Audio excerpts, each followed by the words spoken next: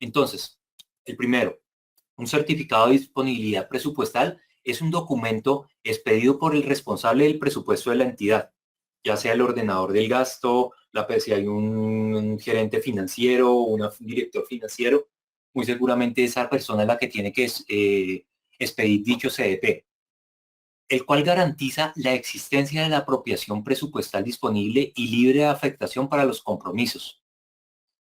Este documento afecta el presupuesto mientras se perfecciona el compromiso y se efectúa el registro. Cuando yo realizo y cuando yo certifico un certificado de disponibilidad presupuestal, yo ya estoy descontando de mi presupuesto general el dinero que haya comprometido en este CDP.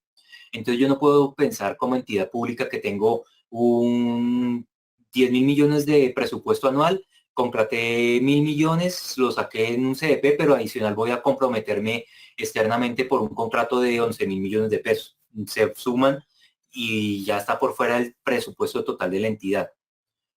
¿Dónde tiene que registrar la entidad estos certificados de disponibilidad? Lo realiza ante el Ministerio de Hacienda en el SIF, que es el Sistema Integrado de Información Financiera.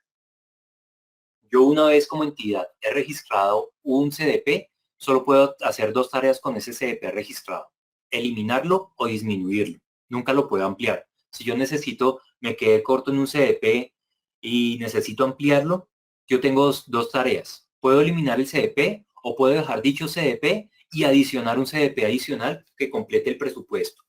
Entonces yo nunca voy a poder adicionar sumas a los CDPs. Puedo sumarse diferentes CDPs para lograr una misma tarea, un mismo objetivo y poder asegurar un contrato determinado. O si por algún motivo me extralimité o en los estudios de mercado obtuve unas respuestas muy elevadas, o pasó cualquier tema, puedo disminuir el valor de ese CDP. El registro presupuestal es una operación que se realiza cuando se perfecciona el compromiso. Aquí ya estoy garantizando que los recursos comprometidos no se puedan ser desviados para ningún fin. Este registro lo hago cuando haya perfeccionado el contrato. Entonces ya pasó todo el proceso de contratación, llámese licitación, llámese selección de mínima cuantía, lo que sea. Ya pasó y voy a realizar, se ha perfeccionado el contrato. Entonces, cuando esto sucede, a partir del CDP, voy de nuevo al CIF y ya hago un registro presupuestal. Y en cada uno de estos temas, tanto el certificado como el registro, son un código que la entidad va a utilizar a lo largo de los procesos de contratación en el tiempo.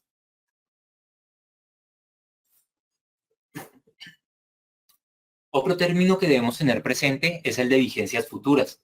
Muchas veces escuchamos este término posiblemente en la radio, posiblemente en televisión, cuando están hablando que una entidad está comprometiendo su presupuesto, no sé, a 15, 20 años. Por ejemplo, ahorita el caso del Metro de Bogotá es un tema que requiere un compromiso tanto del distrito como de la nación por un largo periodo de tiempo. Es una inversión que cuesta muchísimo dinero y que tiene que contar con vigencias futuras. ¿Qué es una vigencia futura? Es asumir una obligación con cargo a presupuestos futuros cuando no se alcanzan a realizar en la vigencia fiscal.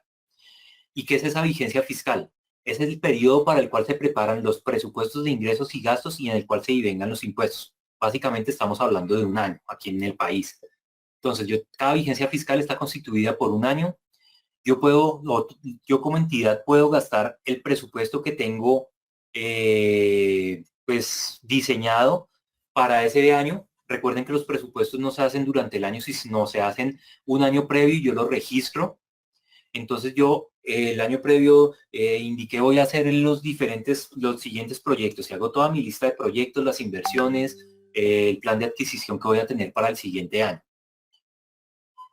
Eso es lo que voy a gastar en el siguiente. ¿Qué pasa cuando yo necesito gastar un proyecto importante durante varios periodos de tiempo, durante varios años? Entonces ahí es donde uso las vigencias futuras. Entonces, básicamente pido una autorización. En el caso de las entidades de orden nacional, esa autorización la da el CONFIS, donde yo digo, es que necesito meterme en un proyecto de inversión importante, una alcaldía de Medellín. Necesito hacer una nueva avenida, esa avenida cuesta 20 billones de pesos, y pues se va a ejecutar durante los próximos 3 años. Ahí es cuando hago uso de vigencias futuras. Entonces, lo que hago es apartar cada año, coloco ya en el presupuesto una línea que se va a llamar Nueva Avenida, cuesta 20 billones, lo voy a dividir en 3 años. Cada año tengo que apropiarme de una cantidad de billones, 10, 5, 5, por ejemplo, donde voy a decir que en ese tiempo voy a utilizar esa cantidad de dinero para construir ese proyecto. Esas vigencias futuras se dividen de 2 tipos, excepcionales y ordinarias. Digo que es una vigencia futura ordinaria cuando cuento con la disponibilidad del 15% del presupuesto total de lo que puede costar la obra o servicio en la que me quiero meter. Y ese presupuesto debe estar en el primer año donde voy a iniciar el proyecto. Entonces, la obra cuesta 10 billones de pesos, yo tengo que tener el 15% de esos 10 billones de pesos. Si lo tengo, puedo pasar la vigencia futura como una vigencia futura ordinaria. Si no lo tengo, tiene que ser una vigencia futura excepcional. Normalmente las vigencias futuras excepcionales se usan para proyectos de muy grande alcance, muy grandes dimensiones, que tienen que ser dimensionados y partidos en muchos años, incluso hasta 20 años se han hecho proyectos allí. Y esos proyectos normalmente los están señalando el COMPES, que es el Consejo Nacional de Política Económica y Social. Entonces ellos definen ese proyecto, es estratégico, lo sacan bajo un número de COMPES y ya las entidades amparadas también bajo este COMPES pueden empezar a pedir ese registro de vigencias futuras.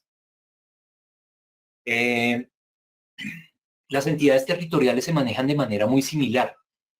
Hablábamos que las entidades nacionales tienen que pedir permiso al CONFIS. En el caso de las entidades territoriales, a quien piden permiso para solicitar una vigencia futura es al Consejo Municipal o a la Asamblea Departamental, dependiendo del orden de la entidad. Y un tema que tienen que tener presente las entidades de orden territorial es que no pueden comprometer vigencias futuras durante el último periodo de gobierno. Entonces, el alcalde o el gobernador está en su último año de gobierno y quiere meterse en un proyecto para hacer un proyecto de a 15 años. No puede hacerlo. Si él quería hacerlo, tiene que hacerlo durante sus primeros periodos. Durante el último periodo no puede comprometer esas vigencias. Este es un diagrama muy sencillo en el cual queremos simplemente que ustedes tengan presente que para las vigencias ordinarias debo contar con el 15% de disponibilidad y normalmente esas vigencias se utilizan para gastos de funcionamiento, para temas de operación comercial o para temas de inversión. En cambio, las excepcionales normalmente se usan para obras de infraestructura, temas que tienen que ver con provisión de energía, para defensa y seguridad, para comunicaciones y para ofrecerle garantías a las concesiones que he realizado. Otro tema que quería reforzar es el plazo en los procesos de contratación. Tenemos que tener muy presente que los plazos dentro de un proceso son preclusivos y perentorios. Quiere decir esto, que una vez un proceso de contratación ha sido formalmente abierto, cualquier modificación al cronograma únicamente puede ser realizado mediante una adenda. Y en la ley existen diferentes plazos que debemos respetar o que se deben tener presentes. El plazo mínimo para la apertura de un proceso de contratación y la recepción de ofertas está dado por 10 días. Es decir, cuando hay una licitación, el estudio previo se debe publicar durante 10 días hábiles. Yo debo publicar, la entidad debe publicar que va a abrir una licitación, coloca el aviso, son 10 días hábiles. Una vez publique el proyecto de pliego de condiciones, lo debe publicar para una licitación 10 días hábiles, para una selección abreviada de un concurso de méritos durante 5 días hábiles y para una mínima cuantía durante un día. Que las adendas deben realizarse en días hábiles entre las 7 de la mañana y las 7 de la noche. Y las adendas para cualquier proceso es más tardar el día hábil anterior al vencimiento del plazo. Esto es exceptuado para las licitaciones que, como lo vimos ayer, son 3 días de anticipación.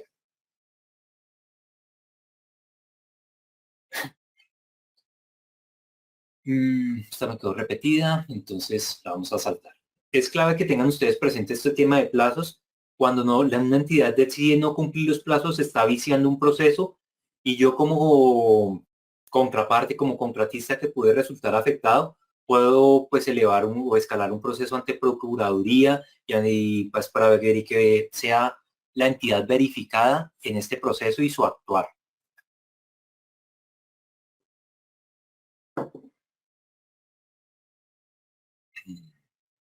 Una vez yo he recibido las propuestas o la entidad ha recibido las propuestas, las adendas que se publiquen solo pueden modificar el cronograma. No puede haber ningún otro tipo de adenda modificando la forma en que voy a contratar, modificando las condiciones. Eso no puede existir porque yo ya entregué todo el proceso. Lo único que pueden allí es modificar el cronograma y es darse tiempo adicional para poder evaluar las propuestas. Eso significa que muchas veces las entidades están colgadas en esa evaluación, no subestimaron el tiempo que necesitaban para realizar la evaluación y simplemente a través del cronograma piden un tiempo adicional para hacerlo. La publicación del informe de evaluación debe realizarse durante 3 días hábiles para selección abreviada y para concurso de méritos. Allí la ley no establece nada acerca de las licitaciones públicas. Entonces, cualquier otro tipo de plazo que no esté contemplado en estos que vimos acá, que son los definidos por la ley, los debe definir la entidad en los términos del proceso y deben quedar totalmente claros al momento de iniciar. Si no están claros, obviamente yo los debo tratar de solucionar a través de preguntas que le realice a esa entidad. Aquí vemos un ejemplo de los plazos en un proceso de mínima cuantía. Entonces, por ejemplo, este es un proceso que fue publicado el 5 de enero a las 9 de la mañana, con una fecha de cierre del 7 de enero a las 9 de la mañana. Tenemos que estar cumpliendo los términos porque mínimo va a estar publicado un día hábil antes de la fecha del cierre. Las adendas podrían publicarse máximo desde el 5 de enero a las 9, que es el momento en que se abre, hasta máximo el 6 de enero a las 9, que es un día hábil antes. Ahora bien, la entidad se demoró, pasó cualquier tema y resulta que publicó una adenda a las 5 de la tarde. Entonces, ahí lo que se espera es que se cumpla ese plazo de perentorio que es de un día hábil para la entrega total. Por lo tanto, el cronograma del cierre también lo modifican y lo pasan para las 5 de la tarde, que inicialmente estaba contratado a las 9 de la mañana.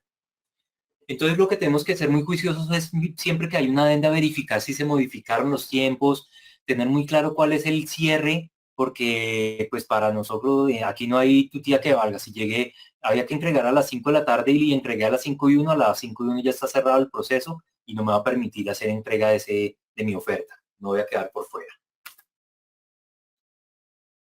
Otro tema en el que quería recalcar un poquito es el tema del equilibrio contractual. Entonces, aquí es una obligación de las entidades mantener al contratista las condiciones en las cuales se celebró el contrato, en el cual yo presenté la oferta. En el caso de que haya un desequilibrio, entonces yo como contratista tengo la obligación de presentarle a la entidad por qué creo que hay un desequilibrio. Tengo que presentar pruebas fehacientes, no es simplemente decir es que yo creo que hay un desequilibrio porque la TRM aumentó 10 pesos respecto a lo que yo había presupuestado y ya no me alcanza la plata. No de malas, eso no es un término que sea totalmente obligante para la entidad. Yo tengo que demostrarlo claramente y decir, mire, la TRM aumentó 1.000 pesos, estos equipos que antes costaban 10 millones de pesos por el tema de indisponibilidad de equipos que ya no llegan, ya no cuestan 10 millones, sino cuestan 30 millones. Entonces, el cambio fue totalmente inusual y definitivamente va a hacer que el contratista entre en una desventaja e incluso que afecte su posibilidad de existencia en el tiempo. Entonces allí es donde yo levanto la mano y le digo a la entidad, mire, hay un desequilibrio, por favor, estudiemos este tema y lleguemos de nuevo al equilibrio. La entidad tiene que revisarlo, si es el caso, tiene que ampliar los presupuestos que tenía establecidos, hacer los cambios que sean necesarios, sacar uno pero sí indicando que efectivamente un desequilibrio y que las nuevas condiciones del contrato son las siguientes. Hablamos de la ley de garantías y quedé corto en decirles cuánto tiempo era. Entonces, por eso traje a colación esta presentación. Tenemos que tener presente que la ley de garantías prohíbe únicamente la realización de convenios o contratos interadministrativos. Entonces, a nosotros como privados realmente lo que nos va es a beneficiar, dado que las entidades públicas tienen que dejar la guachafita de contratar todo por interadministrativo y tienen que salir a contratar al público.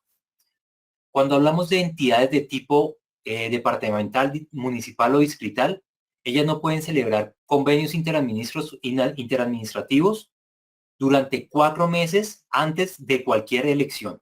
Entonces, ya sean las elecciones regionales, hay elecciones a Cámara, Senado, elecciones presidenciales, ellos están, para cualquier tipo de elección, están bloqueados durante 4 meses.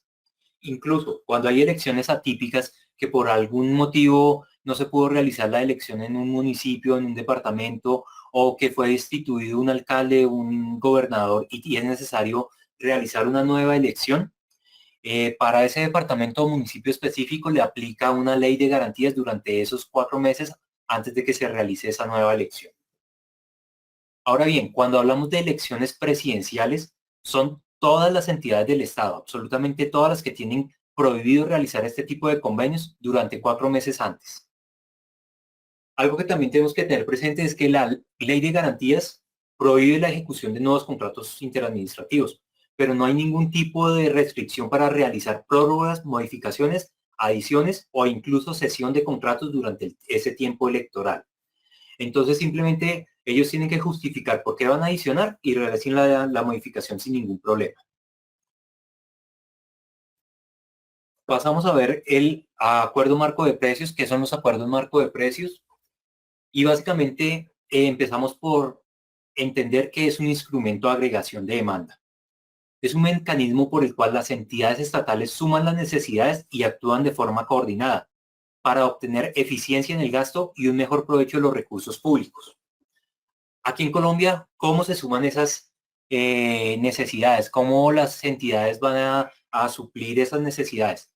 Todo se hace a través de la entidad que hemos llamado Colombia Compra Eficiente, o a que apodamos Colombia Compra Eficiente, realmente es la Agencia Nacional de Contratación Pública.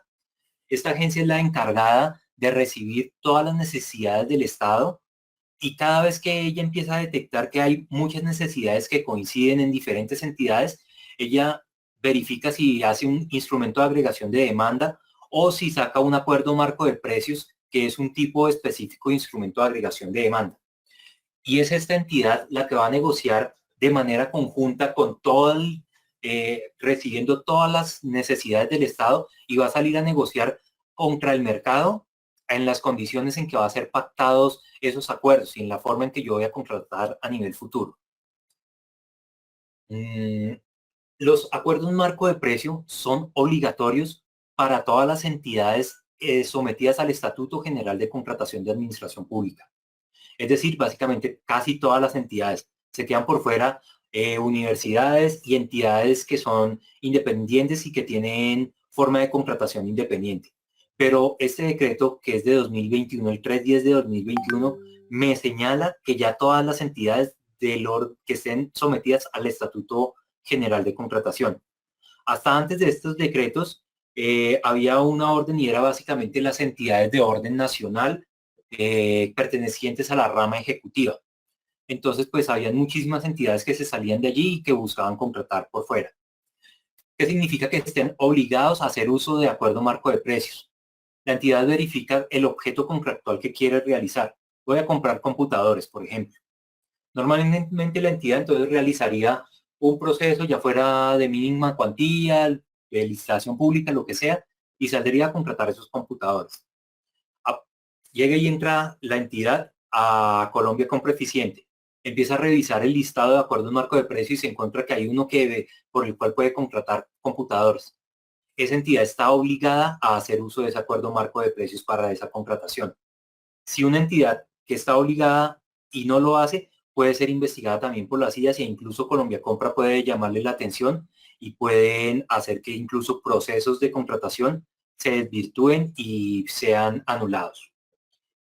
Hay entidades que definitivamente lo que hacen es buscar complejizar los proyectos, volverlos muy complejos, sumar muchas cosas que podrían no estar incluidas. Entonces, en lugar de contratar computadores, la entidad dice: voy a contratar computadores, voy a meterle el servicio técnico a los computadores, voy a meterle la administración de mis servidores, voy a colocar que además me tiene que prestar un servicio de atención al ciudadano que funciona de la siguiente manera, que me tiene que hacer la gestión documental, y además me va a hacer un estudio de BPO, de BPM, donde voy a hacer digitalización de una serie de procesos.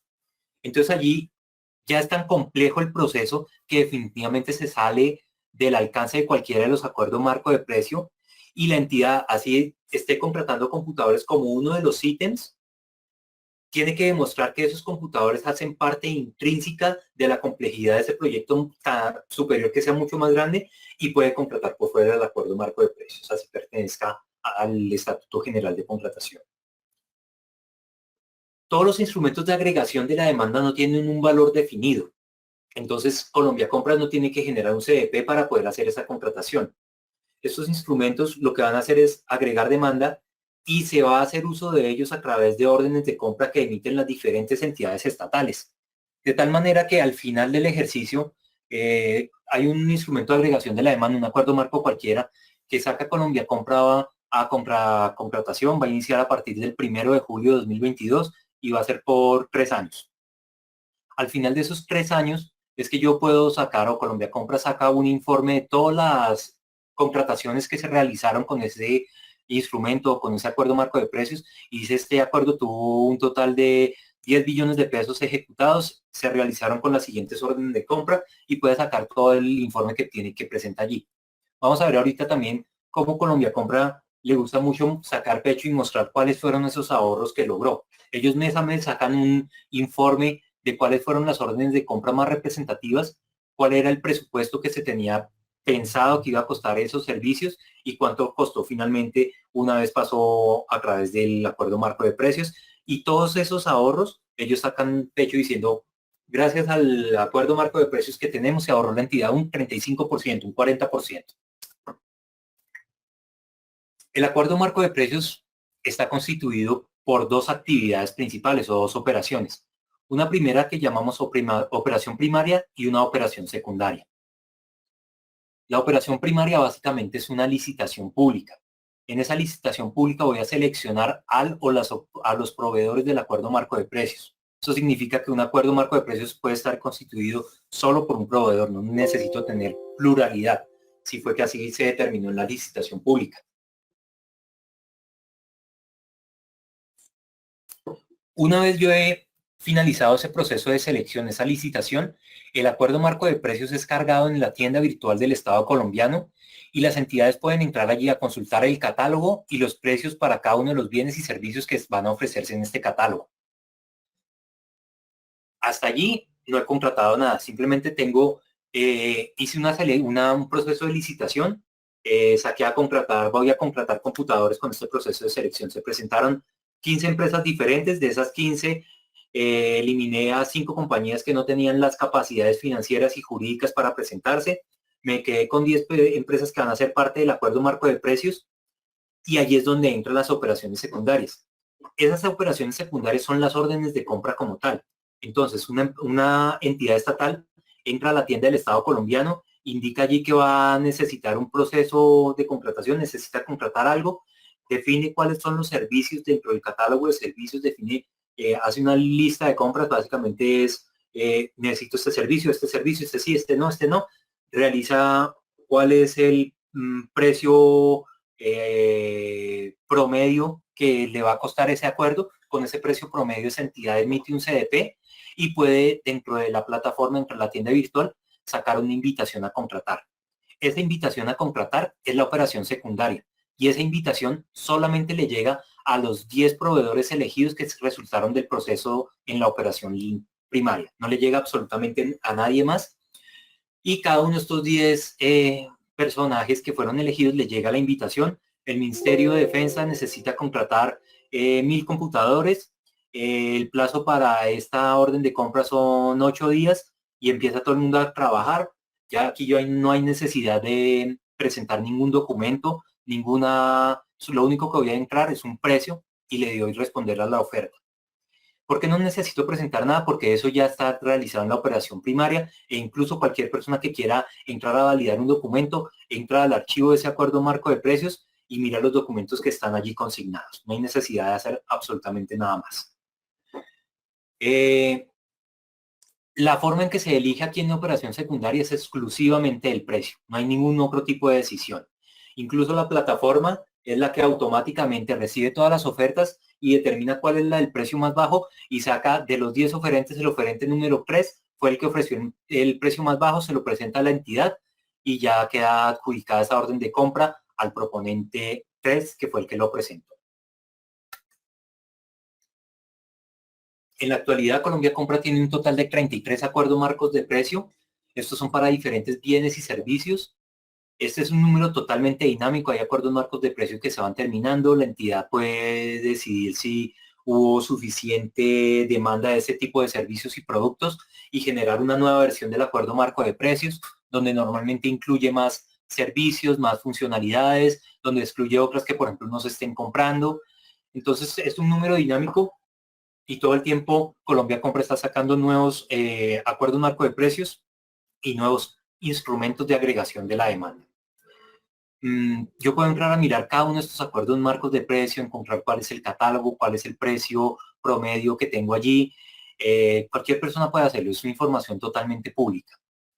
Y algo que tengo que tener muy presente es que si yo me presenté en una operación primaria esta que señalábamos acá, donde se van a elegir cuáles son los proveedores para un acuerdo marco de precio, una vez yo estoy dentro de un acuerdo marco de precio, tengo la obligación de presentar todas las cotizaciones que se soliciten dentro de la tienda virtual del Estado para ese acuerdo marco de precios. Entonces, llegó una cotización con la DIAN. Es un presupuesto muy elevado, no tengo las capacidades técnicas, me toca entregar en municipios donde de pronto no tengo cobertura. Hay algo por lo cual no soy competitivo o el precio es demasiado alto al que yo llego. Yo no puedo decir, no, es que en ese proceso no participo porque no soy competitivo. No, me tengo que presentar y yo veré con qué precio me presento.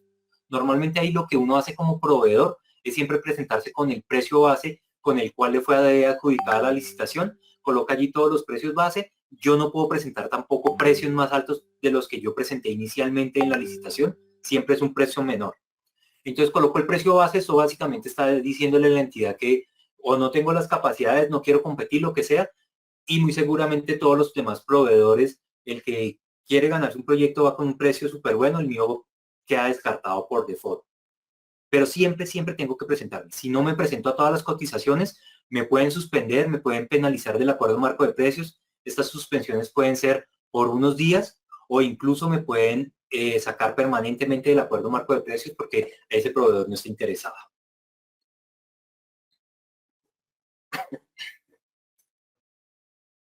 Este es un archivo que ustedes quiero que ustedes conozcan, que vean simplemente para mostrarles cómo se ve un catálogo de productos y servicios dentro de los acuerdos marco de precios. Yo dentro de los acuerdos puedo tener una infinidad de servicios. En este es un acuerdo donde tengo antivirus, escaneo de vulnerabilidades, gestiones de PQRs, herramientas de IT, gestión documental, software de videoconferencia. Dentro de cada una de estas servicios globales voy a encontrar una cantidad de servicios y una cantidad de proveedores que se presentaron para estos servicios. Entonces aquí empiezo a detallar los servicios, el tipo de medidas o unidades por las cuales se miden estos servicios. Esto aplica absolutamente para todos los servicios que hacen parte del acuerdo marco de precios. Esto fue simplemente una pestaña que yo bajé para mostrarles cómo se ve y que aquí al final encuentro un precio promedio. Este es un precio promedio de todas las ofertas que presentaron los oferentes, en el cual voy a tener que cada uno de los servicios cuánto me cueste y demás. Ahora quiero que visitemos la página de Colombia Compra en la tienda virtual del Estado colombiano para que ustedes puedan verificar y entiendan cómo se ve esta tienda. Entonces, básicamente, yo puedo entrar por ese enlace que les envié o simplemente puedo buscar en SECOP Colombia Compra Eficiente. Dentro de Colombia Compra, le doy clic en tienda virtual del Estado y él me va a abrir aquí la tienda. Aquí voy a encontrar mucha información que me puede ser útil para navegar, para entender cómo se está contratando, toda la información de los acuerdos marcos de precio. Puedo entrar a mirar toda esa información pública. Entonces, ¿qué son órdenes de compra representativas? Aquí me baja un archivo en el cual era el que yo les decía que Colombia Compra saca pecho indicando cuáles fueron las órdenes de compra más grandes que se tramitaron en un periodo determinado y cuánto ahorro le representa a la entidad. Entonces aquí me está diciendo, la Policía Nacional sacó un presupuesto, un valor estimado de 31.900 millones de pesos para contratar seguros de vehículos. La orden de compra fue determinada por solo 10.000 millones de pesos. Eso significa que hubo un ahorro de 21.000 millones de pesos con un 67% de optimización por haber usado el acuerdo marco de precios. Y así con cada uno de los órdenes de compra más importantes, más representativas. Esta es del municipio de Medellín, por un valor estimado de 6.000 millones de pesos. La orden de compra fueron 4.000. Hubo un ahorro de 2.000 millones de pesos, lo que significa una optimización del 35%.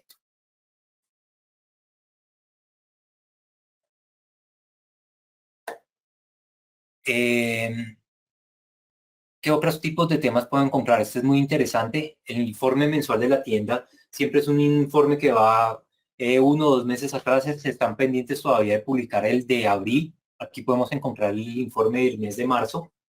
Ese informe es interesante porque me muestra temas de qué está trabajando Colombia Compra. Entonces nos dice, miren, nos hemos reunido con entidades del Estado que quieren contratar X o Y producto. Ahí uno se va enterando hacia dónde quieren llegar las entidades, en qué está trabajando Colombia Compra, cuáles son los próximos acuerdos marcos de precio, cuáles pueden ser las mesas de trabajo. Aquí nos dice que están trabajando con el sector textil para temas relacionados con el acuerdo marco de precios de uniformes.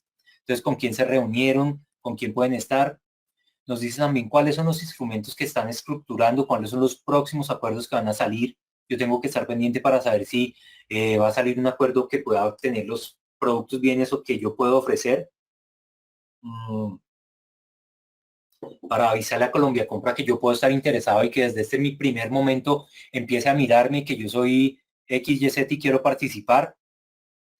Todos los estudios de mercado que están próximos a publicarse.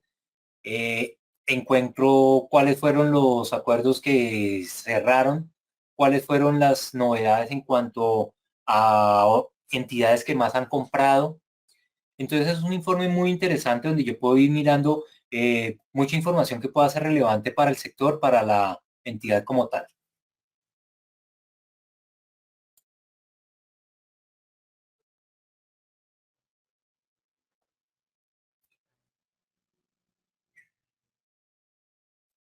Aquí en esta pestaña o en esta parte es donde yo puedo encontrar la categoría a las que puede pertenecer un acuerdo o el tipo de producto que yo quiero buscar de acuerdo.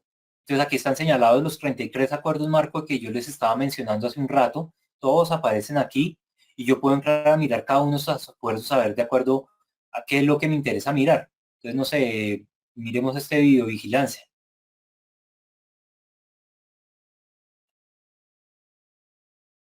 Hay acuerdos de software, entonces miren, busquemos estos de software a ver qué me va a votar.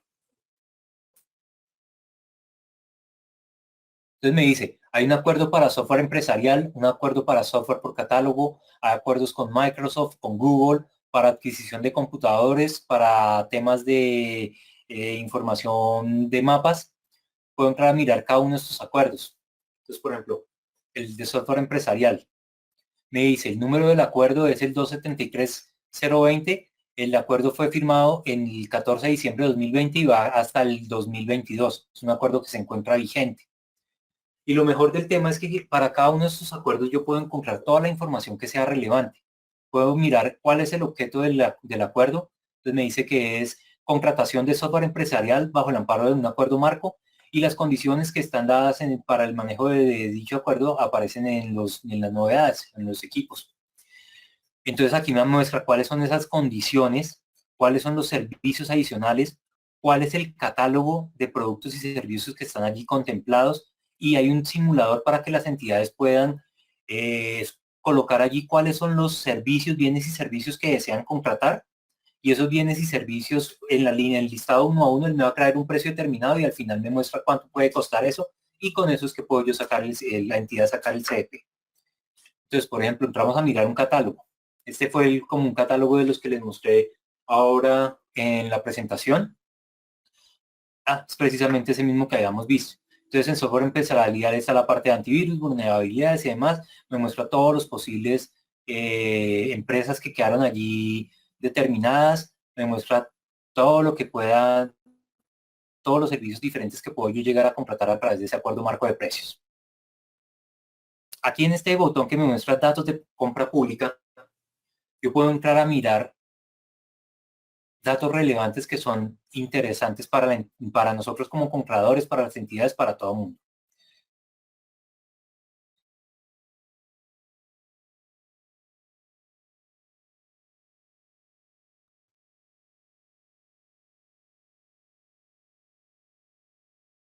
Aquí básicamente entonces puedo yo entrar a mirar planes anuales de adquisición, por ejemplo.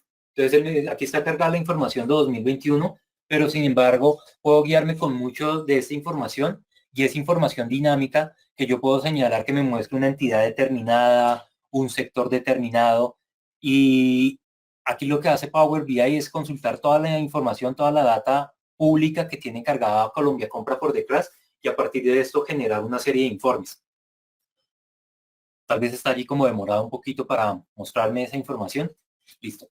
Entonces aquí tengo ya toda la información. Puedo decirle que me muestre la información del plan de adquisiciones. Me muestra que para el 2021 se ejecutaron 165.84 billones de pesos. Fue el total de adquisiciones que se realizaron en ese año. Aquí tengo la forma en que se estructuraron, cuáles fueron las entidades que más compraron, puedo entrar a jugar y a mirar, a estar buscando información que me sea relevante de entre cada una de las entidades. Y lo más importante es que yo puedo buscar también por entidad. Entonces aquí tengo el filtro para realizar la búsqueda. Voy a buscar ministerios, por ejemplo. Dentro de ministerios, entonces aquí abajo me muestra. El ministerio que más presupuesto ejecutó fue el Ministerio del Interior, con un total de 0.88 trillones de pesos, seguido el Ministerio de Salud Social. Y yo sobre cada uno de estos temas puedo ir buscando y bajando más información, mirando información que me sea total relevante para mi sector. Entonces, pues básicamente quería mostrarles este manejo de la tienda virtual para que lo tengan presente, que sepan que existe, que allí encuentro información relevante, ¿vale? Hagamos esta pausa de 5 minutitos, nos vemos a las 8 en punto. Puedan salir a tomarse un cafecito, a lo que sea, ya regresamos, ¿vale? Y por favor, si tienen cualquier duda, inquieta, la tienda está diseñada y todo lo que estamos viendo aquí es solo información por fuera.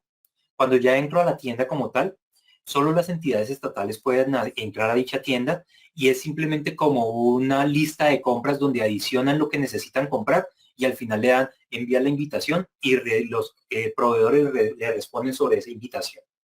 Incluso en los instrumentos de agregación de demanda, ellos entran para grandes superficies y para grandes almacenes, ellos entran, hacen su listado de compras y al finalizar ya pasan a pagar incluso. E internamente, de acuerdo al tipo de producto que han seleccionado, ya el listado de cuál es el proveedor con el menor precio está disponible y le es asignada esa orden de compra directa. Y eso es un tema que tienen, el proveedor de grandes superficies tiene un tiempo de 5 días para entregar los productos una vez recibe la orden de compra como tal. Entonces, toda esta tienda es una herramienta que le sirve principalmente a las entidades públicas para hacer sus compras y a nosotros simplemente para obtener información de qué están comprando y cómo, a qué acuerdos tengo que meterme sí o sí para poder ser competitivo. Entonces, llegamos a este tema que medio lo tocamos ahorita en el informe que realizamos, que es el Plan Anual de Adquisiciones. Este es un tema de planeación que deben realizar todas las entidades a nivel nacional y en el cual incluyen todas las contrataciones que se planean ejecutar en el transcurso del siguiente año. Allí tengo que colocar bienes, servicios, obras públicas, todo lo que vaya con cargo a un presupuesto de funcionamiento e inversión, sin importar la modalidad del proceso con el cual yo pretenda contratar.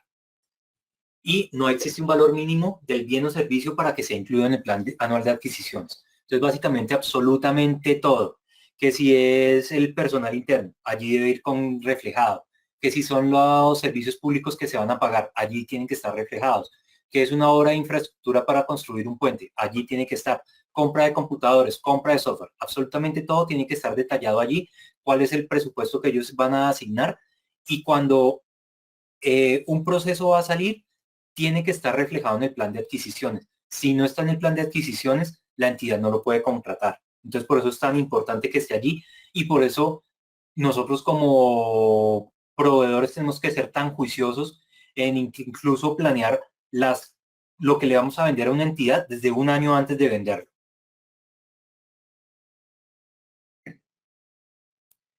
Aquí estamos hablando de que el personal vinculado a la entidad a través de métodos de contratación también tiene que estar incluido en el plan de adquisiciones. Ese plan de adquisiciones se aprueba por el ordenador del gasto y existe la obligación de actualizarlo una vez al año en el mes de julio. Sin embargo, muchas entidades lo actualizan mes a mes de acuerdo a cómo van realizando la ejecución contractual. ¿Qué actualizaciones pueden hacerle al acuerdo marco, este plan de adquisiciones? Básicamente pueden mover las fechas en que ellos planearon hacer una compra, de pronto pueden modificar la variación de presupuesto, de darle más peso a una tarea, a un servicio, a un bien que desean contratar y quitárselo a otro, pero lo que no pueden es sumar por encima del presupuesto que ellos tienen planeado para ejecutar durante el año. Que un proceso determinado de contratación se encuentre en el plan de adquisiciones no obliga a la entidad a hacer ese proceso. Entonces la entidad planeaba realizar un puente. Por cualquier cosa ya no se realizó ese puente. Entonces la entidad no está sin... Por el hecho de que exista en el plan de adquisiciones, no significa que la entidad tenga que sacar ese presupuesto como tal. Esto es solo una naturaleza de naturaleza informativa y puede ser cancelado, revisado o modificado. Aquí era lo que decíamos, si la entidad realiza una contratación que no esté incluida, el funcionario puede ser sujeto de responsabilidad disciplinaria, civil o penal por incumplir sus deberes. Por eso es que los funcionarios se cuidan mucho de no sobrepasarse y de no contratar cosas que estén allí en el plan de contratación. Lo que sí puede suceder, por ejemplo, es que algún tema como licenciamiento, compra de una licencia específica, no quede detallada en el proceso de plan de adquisiciones, pero ellos lo manejen como un rubro grande que sea tecnología. Y para tecnología destinan 100.000 millones de pesos, pero no están detallando que dentro de tecnología están los 100.000 y eso es válido. Entonces después ellos sacan, no, es que voy a contratar computadores, voy a contratar licencias. Y estos dos ítems me suman 20.000 millones y los voy a tomar del presupuesto de tecnología que yo tenía destinado el año pasado. Eso sí es totalmente posible. Vamos a entrar a este link, que es básicamente donde yo consulto los planes de adquisiciones de las diferentes entidades. Aquí me muestra plan de adquisiciones para SECOP 2 y para SECOP 1. Más adelante lo veremos. SECOP 1 es solo una plataforma de tipo informativo donde las entidades antes tenían la potestad de publicar o en SECOP 1 o en SECOP 2. A partir del año 2021 todos están obligados a publicar en SECOP 2. Entonces solo vamos a entrar a revisar el plan de adquisiciones de SECOP 2, que es el que es totalmente relevante. Esta es la interfaz por la cual yo voy a guiarme, la cual me permite aquí entrar a mirar. Entonces me está diciendo que está buscando planes anuales de adquisiciones, me muestra los últimos planes de adquisiciones que fueron publicados. Aquí tenemos la fecha de modificación, entonces vemos que el Instituto Distrital de Recreación y Deporte realizó una modificación ahorita el 10 de mayo y que ya publicó dicha modificación. Yo aquí por entidad puedo buscar lo que me interese buscar. Por ejemplo, busquemos un ministerio, a ver qué me vota. Y con Enter de una vez me ejecuta el comando que yo he especificado.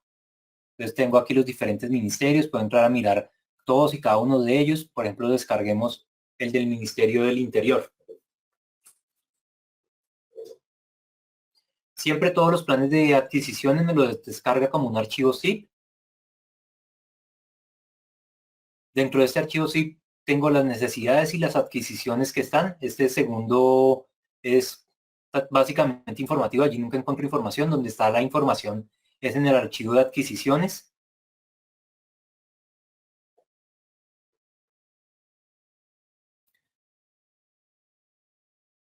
Y esta es la interfaz de dicho archivo.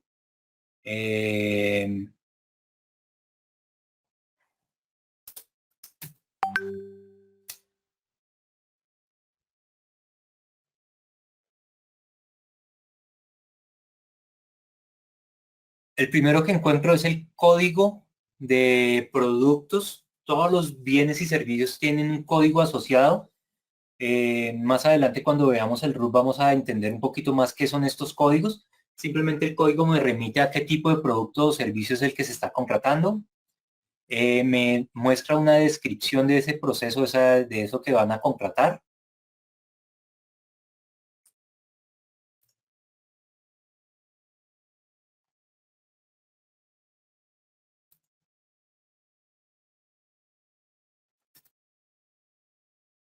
Me muestra cuál es la fecha inicial,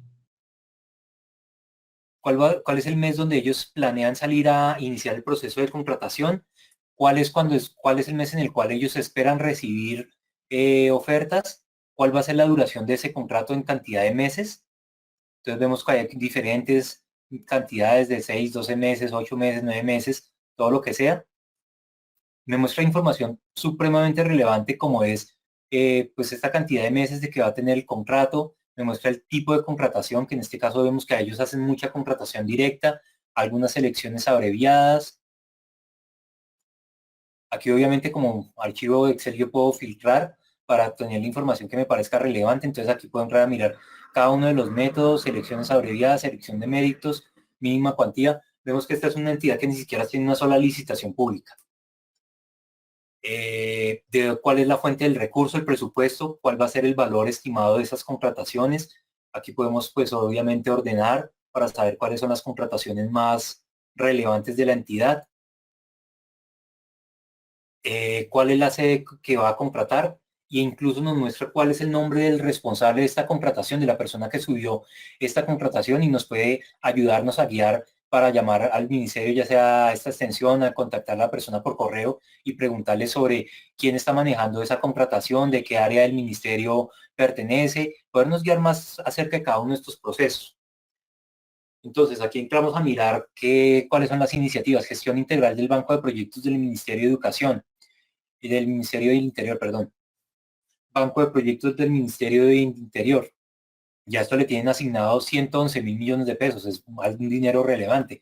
Yo podría entonces entrar a guiarme con esta persona que me aparecía de contacto, saber quién realmente maneja. Normalmente las personas que están aquí son personas que hacen parte del departamento de compras. Igual yo puedo llamarlos y verificar si son de compras o si son el comprador real. Si no es el comprador real, saber quién en la institución es la que está a cargo de una compra y llegar a esta persona para ver cómo puedo participar en un proceso. La idea es siempre tratar de llegar a los procesos antes de que publiquen los términos. Cuando yo llego a la publicación de términos, ya todo el proceso está estructurado y no tengo ninguna capacidad de maniobra, no puedo hacer absolutamente nada por fuera y básicamente me estoy quedando por fuera de todos los procesos. Aquí vemos que la mayor contratación son 111.000 millones, la menor contratación 200.000, entonces vemos lo que hablábamos de que no hay un valor mínimo que tenga que ser colocado aquí para ser colocado en el plan anual de adquisiciones. Yo puedo pues bajar allí toda la información que me sea absolutamente relevante de acuerdo a los clientes que yo haya definido. En teoría debería estar la de todas las entidades. La realidad es que no todas las entidades son juiciosas subiendo la información. Entonces yo tengo que entrar a mirar o ya sea aquí en el plan de adquisiciones o en la página de cada una de las entidades si no encontré la información acá y mirar si de pronto en su página sí lo publicaron y fue que olvidaron o obviaron la obligación de subirlo aquí en el SECOP.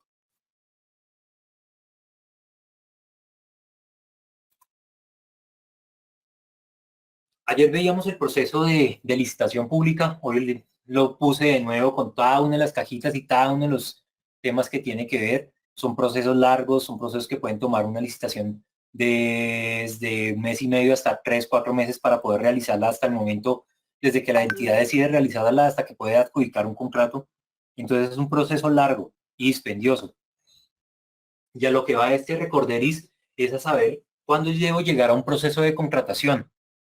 Entonces, yo puedo jugar a ser un paracaidista y puedo llegar a caer dentro de un proceso que ya ha sido publicado, donde yo entro a SECOP y encuentro un proceso que me parece interesante, que puedo yo proporcionarlo, puedo entrar ahí y es lo que normalmente conocemos como un paracaidista, porque es una persona que no trabajó en la parte de estructuración del proceso, de armado del presupuesto que se realiza el año previo, donde no acompañó a la institución a armar la fase de estudios previos, las posibles características técnicas, pero igual yo decidí jugármela. Y yo decidí jugármela porque veo todas las capacidades, que tengo toda la capacidad jurídica, capacidad de experiencia, puedo proveer dicho servicio, tengo proveedores que me respaldan y me pueden dar un buen precio. Decidí jugármela y puedo ir. Y seguramente puedo tener opciones de ganarla pero entre más complejo sea el proceso, entre más dinero asociado tenga un proceso determinado, menos opciones voy a tener de ganármela cuando yo juego al paracaidista.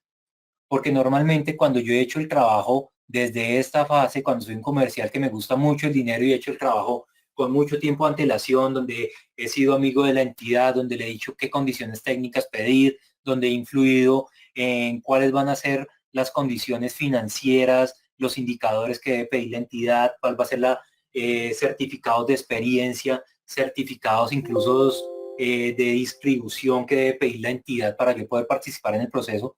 Cuando llega a este punto en que está publicado, ya por muchas razones, motivos me pueden estar dejando por fuera, de tal manera que ni siquiera puedo participar.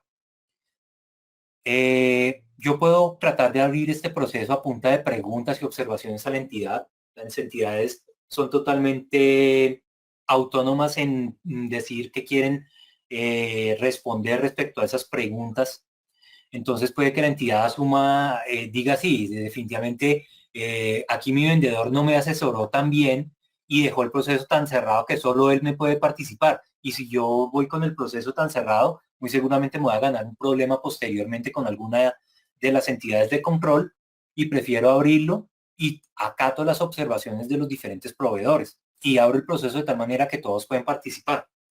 Pero puedo encontrarme el caso de que la entidad por cualquier motivo le gustó lo que le están ofreciendo acá, ya hizo unas pruebas de concepto con un software, un hardware y definitivamente quiere irse con este proveedor y la entidad no puede realizar una compra con un nombre determinado, no puede decir es que yo quiero una solución HP de almacenamiento, no, no pueden. Entonces, a través de esas certificaciones de experiencia, a través de certificaciones de distribución, de experiencia en un producto muy específico, es que se cierran las licitaciones y en este proceso, cuando le hacen observaciones, ellos pueden simplemente de responder, no acato la observación porque para la entidad es relevante que se cumpla esa potestad, que se cumpla con ese certificado, si no lo tienen, no va a ser una persona una persona jurídica que me pueda proveer los servicios. Simplemente me dejan por fuera y yo me quedé sin forma de caer en el paracaídas del proceso.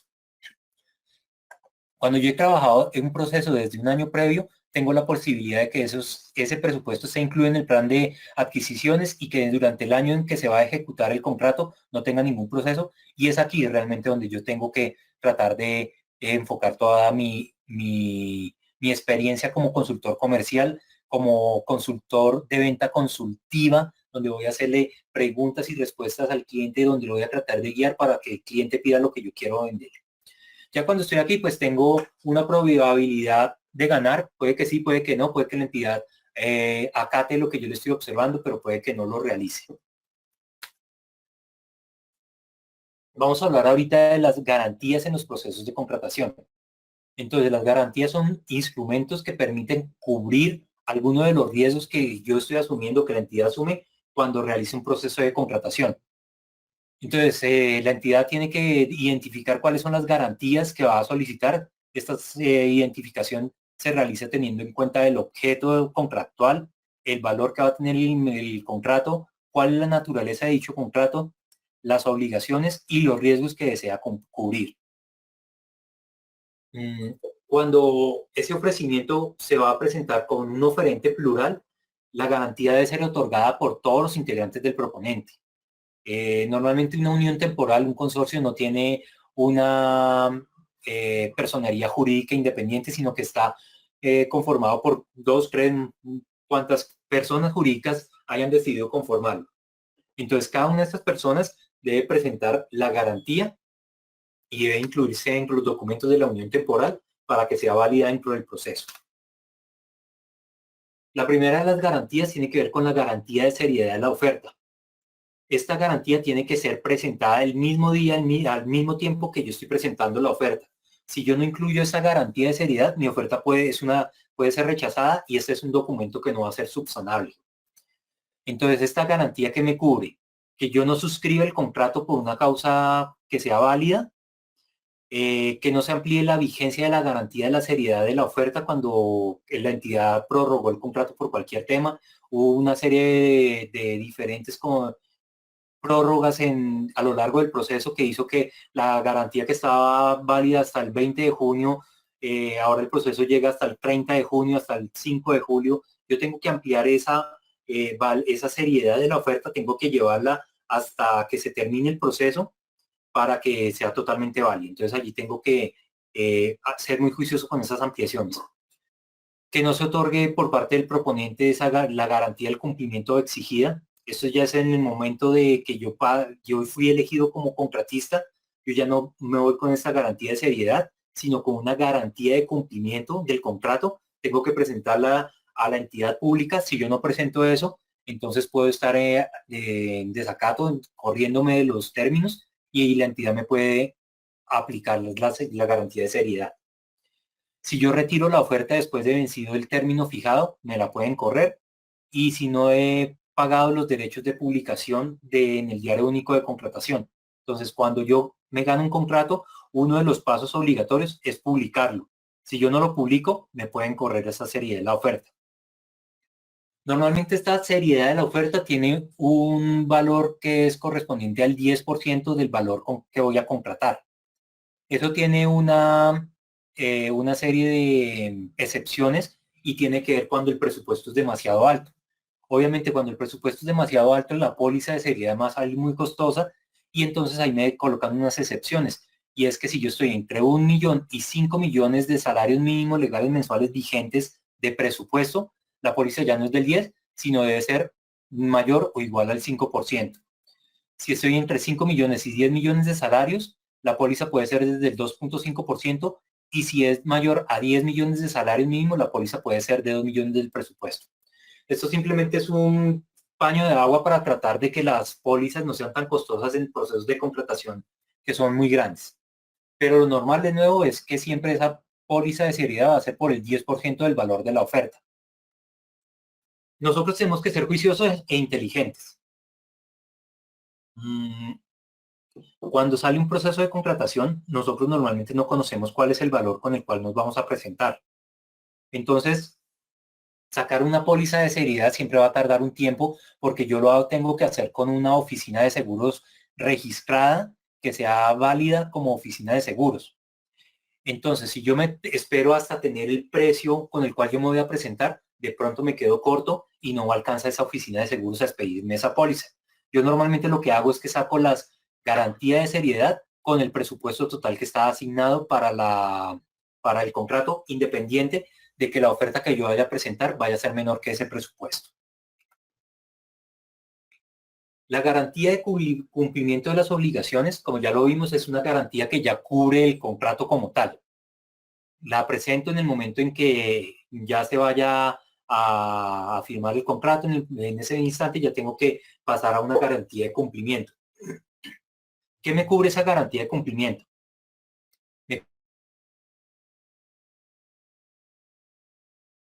Siempre debe ser por ciento del valor del anticipo. Me cubre la devolución del pago anticipado, que de nuevo debe ser por 100% del pago anticipado. El cumplimiento de las obligaciones contractuales. Entonces allí me cubre por un incumplimiento total o parcial y en ese caso la garantía debe ser por mínimo del 10% del valor del contrato. Me debe cumplir el pago de salarios, prestaciones sociales e indemnizaciones laborales. En este caso debe ser del 5% del valor del contrato y me cubre la estabilidad y calidad de la obra. Esto es cuando se realizan obras públicas, temas imputables temas de contratación de obras propiamente. Entonces allí se tienen que presentar una serie de pólizas de este estilo y esa póliza tiene una vigencia que no debe ser menor a 5 años. Normalmente para nosotros que trabajamos en el mundo de tecnología no se pide este tipo de póliza. Se debe ser juicioso y verificar que la póliza tenga todos y cada uno de estos ítems. Si yo no estoy cubriendo, si el contrato tiene anticipo o valor anticipado, tiene que estar cubierto y tiene que estar cubierto por el 100% del valor anticipado. Tengo que tener el cubrimiento de obligaciones contractuales siempre y siempre tengo que tener cubrimiento de pago de salarios. Si alguno de estos temas no está en la póliza, todos salen normalmente en una misma póliza y aparecen como diferentes ítems. Yo tengo que revisar que estén allí incluidos o me le pueden rechazar esa póliza. ¿Qué otros temas me piden? La calidad y correcto funcionamiento de los bienes y equipos suministrados.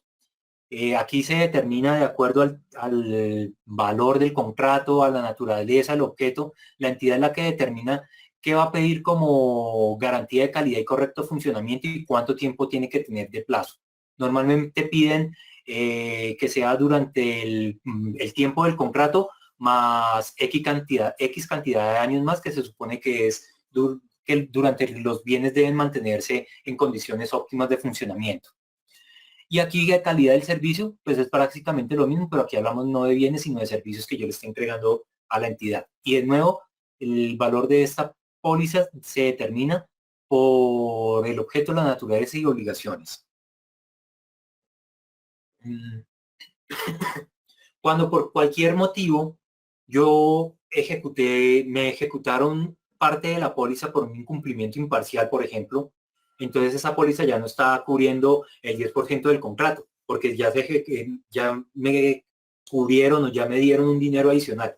Yo como contratista tengo que volver a suplir, volver a pagar un adicional a la compañía de seguros, de tal manera que a la entidad se le restablezca el valor que ellos están pidiendo, que siempre se mantenga asegurado a lo largo del tiempo. Y adicionalmente, si yo aumento de cualquier manera o adiciono de cualquier manera el valor del contrato, también las pólizas deben adicionarse de la misma manera, del mismo porcentaje. Entonces yo tenía un contrato de 1.000 millones de pesos, el contrato fue adicionado hasta 1.500 millones de pesos, la póliza inicial cubría el 10% de esos 1.000 millones de pesos, yo tengo que ahora adicionar para que me cubra el 10% de 1.500 millones de pesos. Son temas que si no los realizo, entro en incumplimiento y también me pueden penalizar por no haber hecho esas adiciones en las pólizas.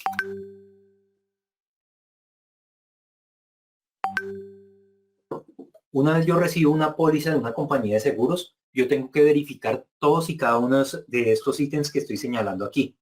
Si falta alguno, la póliza está viciada y muy seguramente la entidad me la va a devolver. Entonces siempre hacer esa revisión previa para no incurrir en problemas, en estar incluso allí en temas de que me devuelvan la póliza, de que no esté cubierto el contrato y demás. Entonces, ¿cuáles son los elementos que debe contener? La razón o denominación del asegurador. ¿Quién es el tomador? Muy seguramente aquí es la persona que está celebrando el contrato. El nombre del asegurado y beneficiario y forma de identificarlos. Entonces aquí es el nombre de la entidad, si está representado por un representante legal, normalmente allí solo es el nombre de la entidad y NIS de la entidad. La identificación de la persona con la cual se está contratando el seguro, la vigencia que va a tener ese contrato, el contrato como tal, indicando fechas con horas exactas de inicio y vencimiento del contrato, cuál es la suma que estoy asegurando, el valor de la prima o modo de calcular de esa prima, cuáles son los riesgos que el asegurador está tomando, la fecha en que se está despidiendo esa póliza y la firma del asegurador. Esto es clave porque a veces no está firmada y la póliza que no esté firmada no tiene ningún tipo de valor. Siempre me la van a exigir firmada. ¿Cuáles son las demás condiciones con las cuales se estén acordando dentro de esa póliza? La solicitud del seguro y cualquier otro tipo de anexo, condiciones, definiciones adicionales que estén incluidas en la póliza, yo debo verificarlas y debo constatar que todo esté de acuerdo a lo que pide la entidad pública. Vamos a hablar ahorita del registro único de proponentes. Este es el RUP.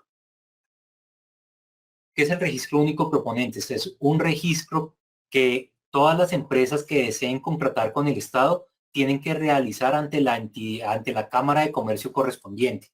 Entonces no es que si yo soy de Medellín, entonces tengo que registrar el RUP en Bogotá para poder participar en las entidades de orden nacional. No, no es así.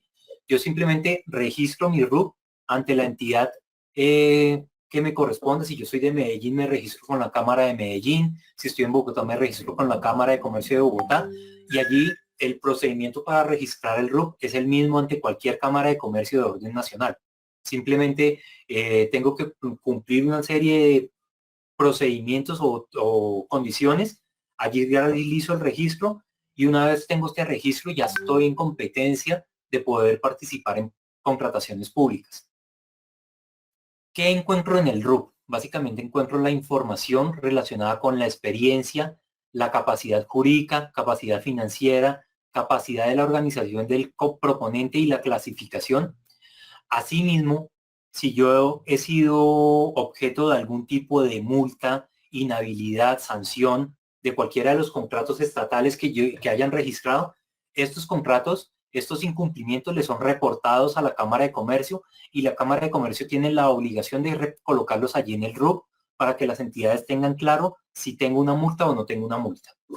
Más adelante lo veremos, pero cualquier tipo de multa, sanción, inhabilidad me inhabilita para hacer contratación pública.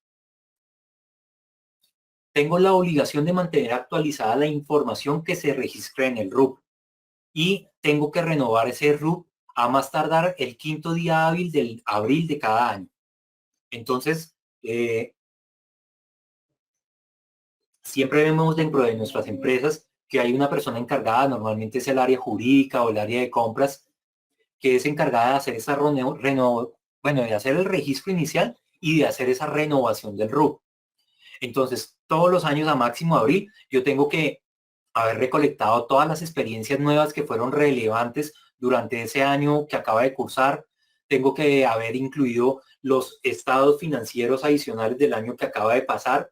Y toda esta información se la reporto a Cámara y Comercio para que mi nuevo RUC quede en las condiciones de mostrar quién soy yo en ese momento. Si yo no renuevo el RUC, simplemente no estoy en condiciones de participación y voy a quedar excluido de los procesos. Yo renuevo el RUC una vez al año.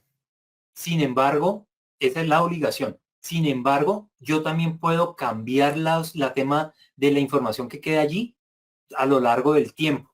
Entonces, por algún motivo no tuve un certificado de experiencia o durante a lo largo del año, en el mes quinto se terminó un contrato determinado que es muy importante, que representa mucho dinero para mi organización y que es relevante para participar en un proceso que yo sé que va a salir en el segundo semestre del año.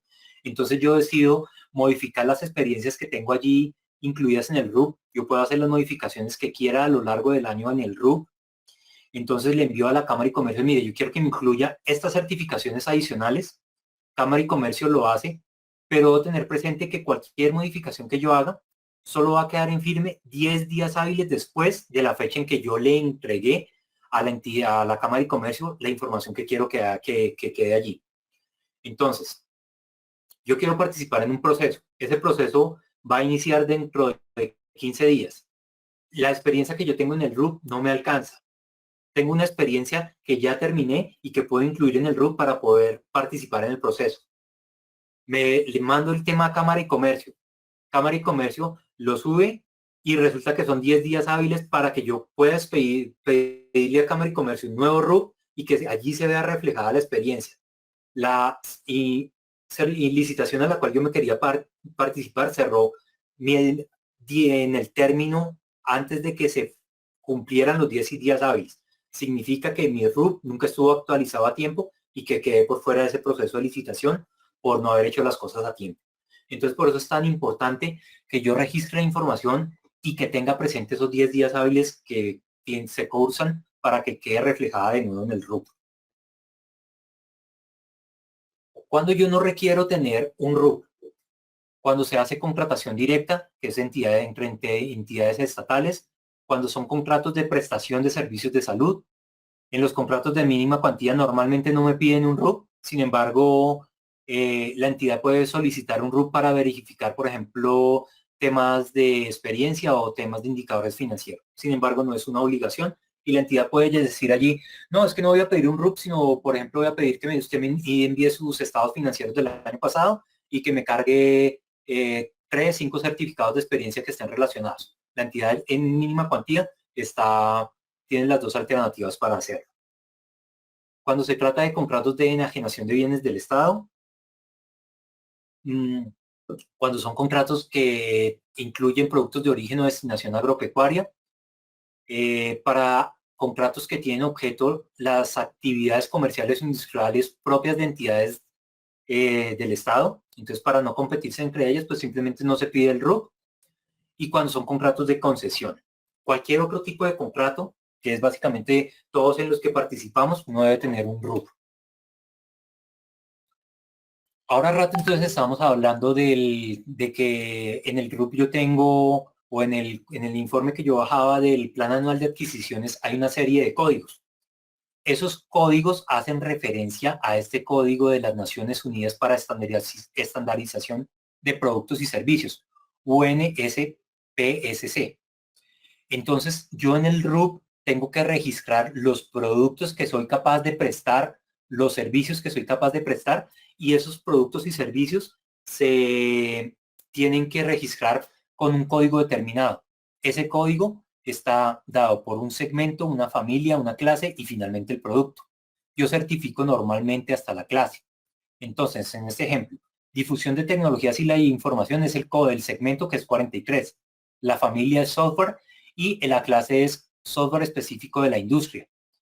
Dentro de este software específico hay una serie de productos, hay muchos productos. Hay un producto específico que es software de diseño asistido por computador CAD, que normalmente es lo que tiene que ver con nuestro portafolio de Autodesk. Sin embargo, cuando la entidad me vaya a pedir mi experiencia, no me pide sobre un producto específico, sino me pide sobre la clase que yo tenga en software específico de la industria. Y de esta manera es que yo también lo registro en el RUP. Rápidamente vamos a ver un ejemplo de cómo se ve un RUP.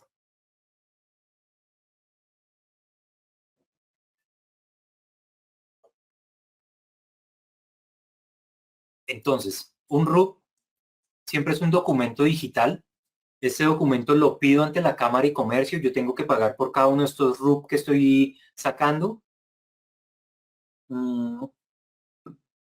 Normalmente en los procesos de licitación, las entidades me piden que yo presente un RUP con máximo, bueno, prácticamente todos los documentos que tengo que presentar son con máximo 30 días antes a que al cierre de la licitación. Entonces, yo como empresa muy juiciosa, todos los meses estoy sacando el RUP y lo coloco en un repositorio para que los ejecutivos comerciales o las personas que necesitan acceder a estos documentos puedan entrar rápidamente a ellos y no tengan que estar pidiéndolos a otra persona de la organización cuando se presente.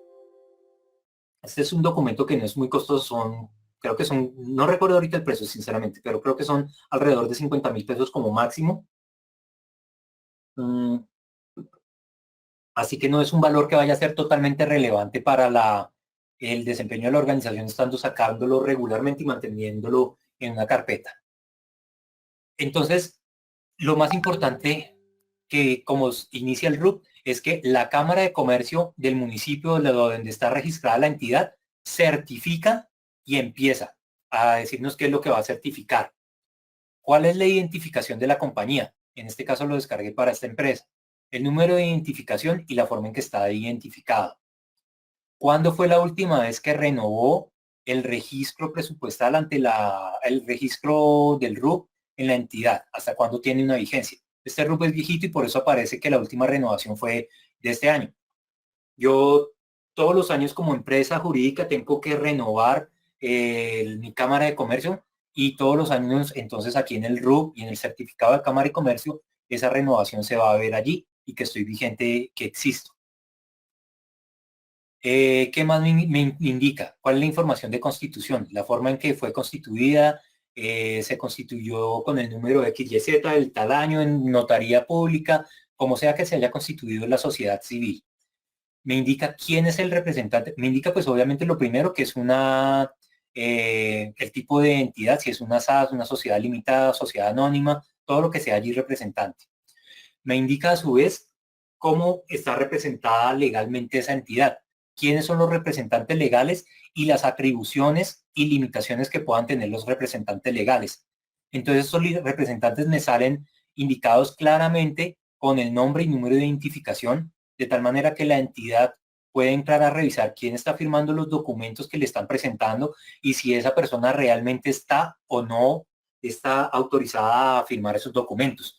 Si yo presento un documento, por ejemplo, por el gerente general, pero resulta que el gerente general no es el representante legal, sino el gerente financiero es el representante legal, pues a pesar de que esta persona sea el gerente general, no tiene la autorización ante Cámara y Comercio y no tiene la autorización para haber firmado una propuesta y presentar esa propuesta a la entidad y de paso nuestra propuesta va a quedar rechazada.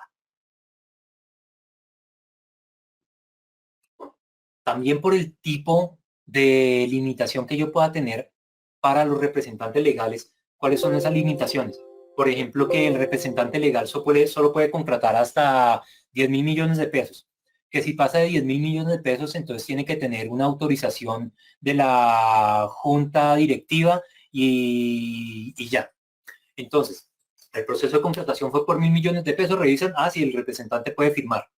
No, el proceso era por 12.000, 15.000, 20.000 millones de pesos, firmó el representante legal y el representante legal tenía una limitación y no incluyeron la carta.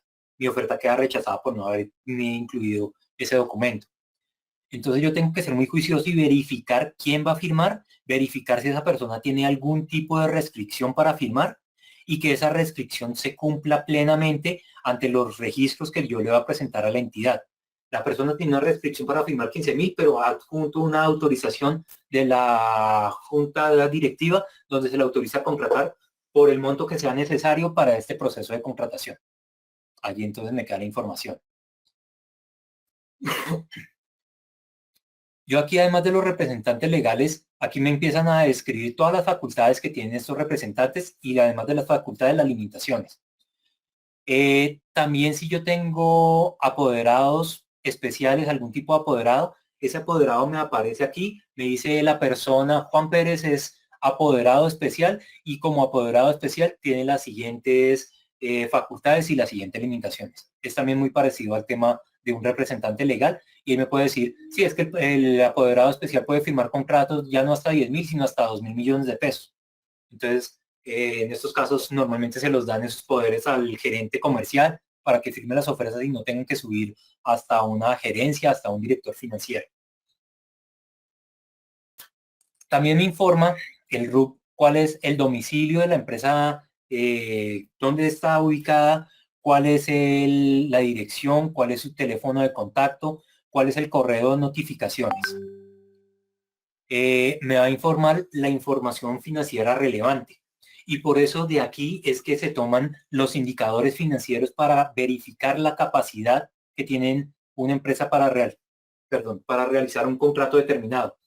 Entonces, durante el proceso de contratación, llámese licitación, llámese una mínima cuantía, lo que sea, yo indiqué que para participar, la empresa tiene que tener como activo o como patrimonio mínimo el presupuesto por el cual se está haciendo la licitación. Es una licitación de 10.000 millones de pesos, la empresa tiene que tener como activo corriente, activo total, mínimo 10.000 millones de pesos.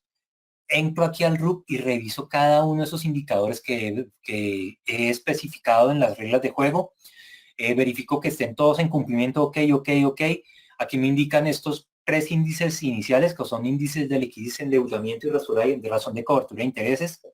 Hay otros índices que posteriormente vamos a ver, posiblemente en las sesiones de la próxima semana. Entonces yo entro, verifico, calculo cada uno de estos indicadores y reviso si entonces la entidad cumple o no cumple. Si la entidad cumple, entonces pues pasa, está habilitada. Si no cumple, lo coloco en la evaluación del proceso y les digo, ustedes están eliminados del proceso porque no tienen la capacidad financiera para realizarlo. También me habla de unos indicadores de capacidad organizacional que son rentabilidad de patrimonio y rentabilidad del activo. Misma historia, vuelvo a revisar cuáles son los factores que coloqué, si cumple o no cumple, y ahí es un sí no para seguir adelante en el proceso.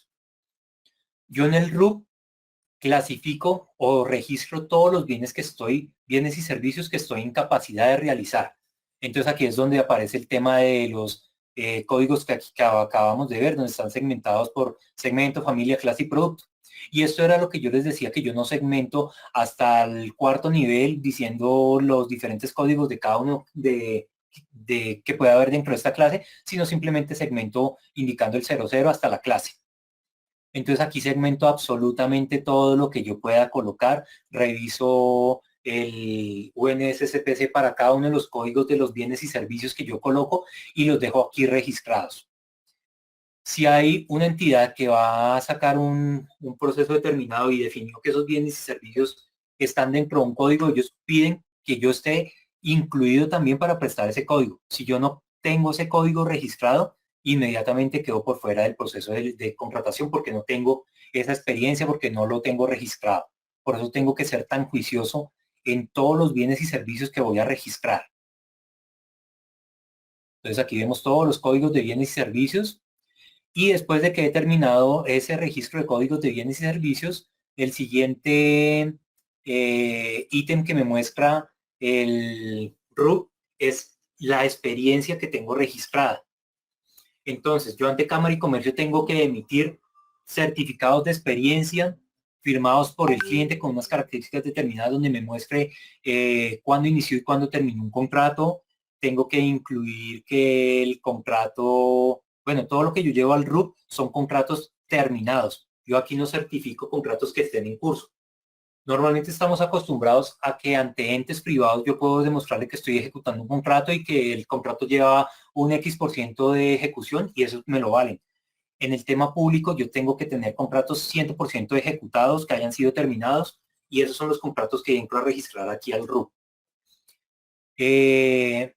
Aquí entonces me aparece el listado de los contratos, cuál es el número del consecutivo, quién es el contratista, cuál fue la entidad contratante, el valor expresado en salarios mínimos legales vigentes y la serie de códigos a la cual pertenece o lo que estoy certificando allí en ese contrato. Vemos que hay contratos que pueden certificar solo con un código, vemos que hay contratos que pueden certificarse con muchos códigos diferentes. Por ejemplo, este es un contrato más grande por 9.483 salarios mínimos legales mensuales vigentes, donde tengo una serie de familias, donde puedo colocar absolutamente todas las familias. Yo lo que tengo que dejar allí claramente registrado es qué códigos me están certificando. A veces cuando no se tiene el certificado de experiencia, yo en Cámara y Comercio también puedo indicar, mire, estoy certificando este contrato, estas mismas características le estoy indicando a la Cámara y Comercio de lo que voy a certificar, cuáles son los códigos y le adjunto el contrato, por si por algún motivo el cliente no me quiso expedir la certificación, porque cambiaron las personas, cualquier tipo de motivo, yo puedo también expedir el contrato, copia del contrato como tal. Entonces, yo tengo que ser muy juicioso e ir adjuntando todos los certificados de experiencia porque realmente todos me sirven. Yo no sé en qué momento voy a tener un certificado de experiencia con un código determinado y ese certificado sea el que me sirve para participar o para cerrar un proceso. Entonces, yo tengo que ser muy juicioso con cada una de las experiencias que voy ganando en el tiempo y asegurarme que siempre esas experiencias queden aquí reflejadas en el RUC. Aquí, por ejemplo, vemos otra por 493.147 salarios mínimos con una cantidad de esos. Estas experiencias son muy útiles porque yo normalmente cuando estoy participando en un proceso, a mí no me piden certificar 10, 20, 50 experiencias, sino muy seguramente a mí me dicen, voy a pedir, mínimo me tiene que certificar el valor del presupuesto del proceso de contratación y usted me lo tiene que certificar en 3 certificados, 5 certificados, rara vez pasan de 5 certificados. Entonces uno le dice a la entidad, mire, claro que sí, yo se lo voy a certificar con mi experiencia número tal, tal, tal en el RUP, que son, le escribo en un cuadro cuáles son las experiencias, cuáles son los códigos que estoy certificando, cuál es el valor de dicha experiencia, e incluso allí le puedo colocar los soportes. Es una buena práctica colocar los soportes de cada una experiencia, además de indicar que están en el RUP en el número tal, para que la entidad tenga la plena seguridad de que estoy presentando todo lo que está allí incluido.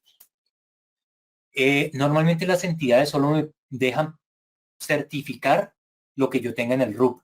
Es raro los procesos que salen que yo pueda incluir una certificación adicional que no esté en el RUP. Entonces también allí tengo que ser juicioso y tener en el RUP todo lo que yo tenga como experiencia.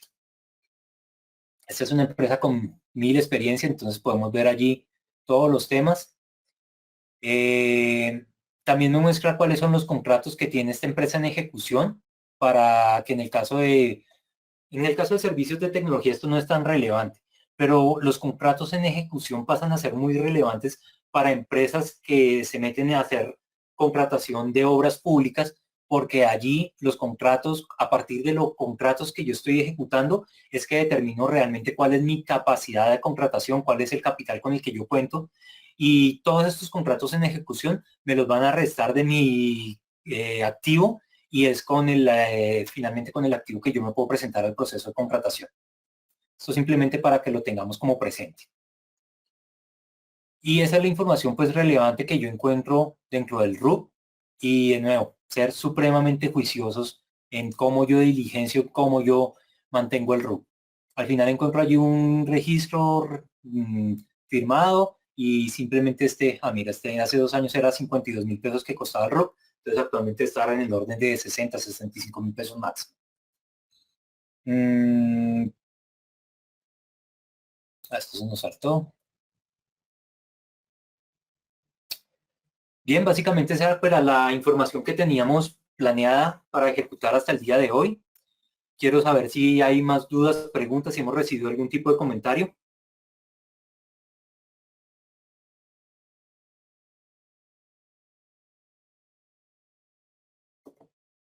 No, Javier, por el momento no tenemos preguntas. Perfecto, muchas gracias.